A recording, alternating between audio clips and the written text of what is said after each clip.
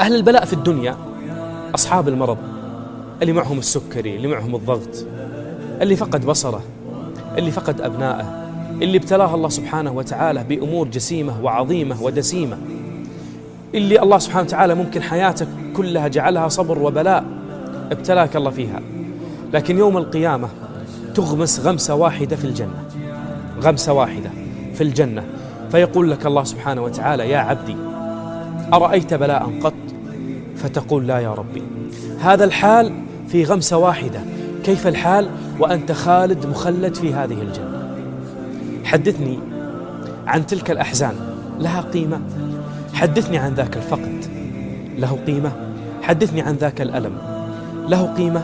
حدثني عن ذاك الشتات، حدثني عن تلك المضايقات، حدثني عن ذاك الذي كان يتكلم في عرضك، وذاك الذي سلب مالك، وتلك التي تكلمت أنت في عرضك يا أختي، أو شتمتك وسبتك واغتابتك. بيوم من الأيام أنت نمت اليوم واليومين والثلاث والشهر والأسابيع والسنوات ضائق الصدر، لها قيمة؟ يوم تغمس في نهر من أنهار الجنة فتقول: يا ربي والله ما ذقت بلاء أبدا.